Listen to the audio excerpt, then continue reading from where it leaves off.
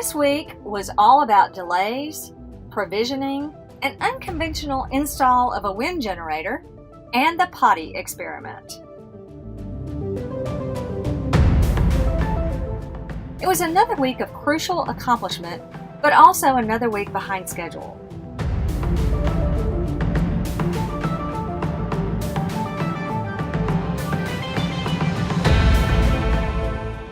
Most important, we moved the boat from our private mooring near the marine shop to the heart of the Old Town Harbor in Stralsund. This will be our point of departure for our 6,000 nautical mile cross-Atlantic journey.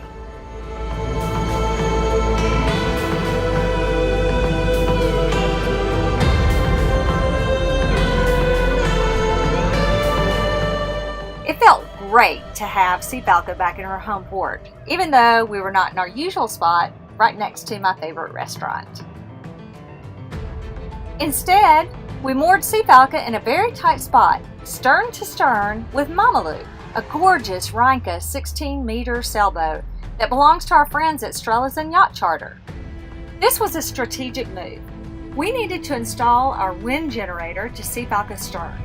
In order to accomplish this, the mechanics needed to climb onto Mamalou's bathing platform and work on our stern from there. We are so close to our departure, we can taste it.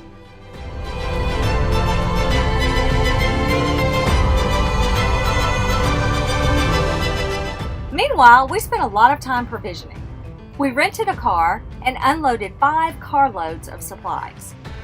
We used a great mobile app, Prep and Pantry, to inventory all our supplies, also recording things like the expiration date. We don't want to waste a thing, and this app allows us to generate shopping lists so that every time we stop at a port, we should have our list ready, as long as we remember to record what we take each time. It was a challenging Rubik's Cube to put it all together and find a home for everything that made sense. But I must admit, it was kind of fun. I love a great challenge. It's interesting. The lockers are really big, but most of them are shaped like triangles and other odd shapes. So fitting it all in is a massive puzzle that must be put together. We are also being strategic about trash. So part of the provisioning challenge is making space for everything. So a couple of things that we're doing is, like, for example, we have this big box of cereal. So instead of keeping the big box, and it takes up so much space, so we're taking everything out of the packaging that it comes in. So this has a bag in it, and I do think that one of these days cereal makers will get smart and start making these Ziploc bags so you can reclose them. So we have clips. Once this is open, we can clip it, but this takes up much less space than this, and also this is a lot of trash to have on board, and we're very concerned about trash.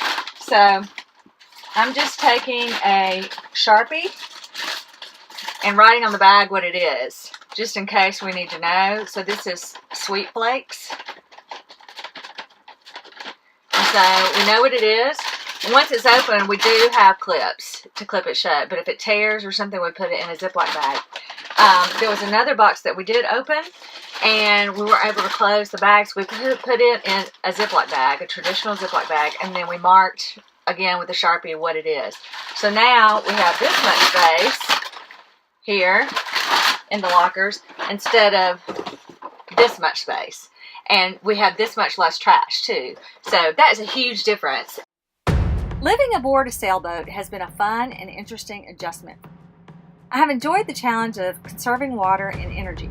I used our solar shower on deck and was able to wash and condition my hair, shave my legs, and wash 8 items of clothes with just 2 liters of water.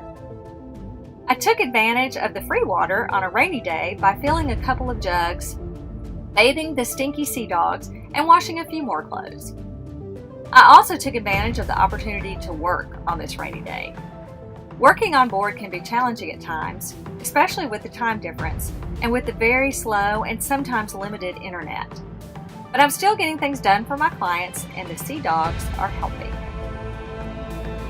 Meanwhile, we started the onboard potty training experiment. The fake grass mat didn't appeal to Captain Jack and Scout at all, so Mike had a brilliant idea. we should grow our own grass on board. I'm still a bit skeptical, but if this works, it will be amazing. I will say one thing. Mike's yard has gotten a lot of attention in the marina. Back to Sea Falcon. We are oh so close. Mike is strategically watching the weather and hoping that we will still have a safe window to cross the Bay of Biscay. We are at least 2 weeks behind our original schedule, but carefully equipping the ship is the most important thing we can do before departing on our journey that will take us from North Germany to Sweet Home, Alabama.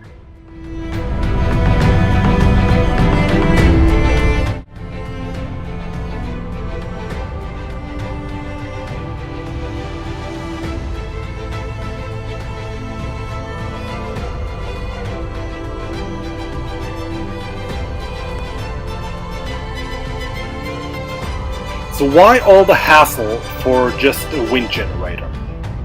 At sea, it is all about self-sufficiency. Besides the solar panels, the wind generator will be our main source of power supply at sea. It pumps up to 350 watt into our batteries over a wide operating range. Imagine, it's just you and the sea, listening to the wind and the waves, and then at the romantic sunset, you need to start your big old rumbling diesel engine to fire up your navigation lights for the night. Nah. So I decided not to leave without it. I really hope it will be worth it.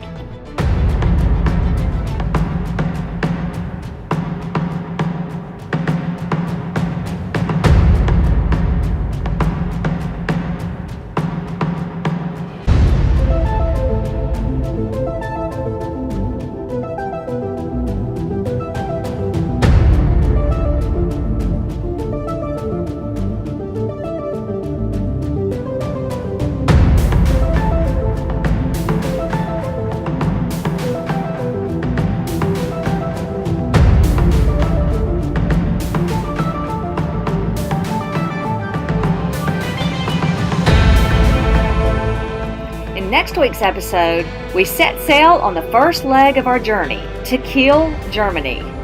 And we faced some pretty heavy challenges early on.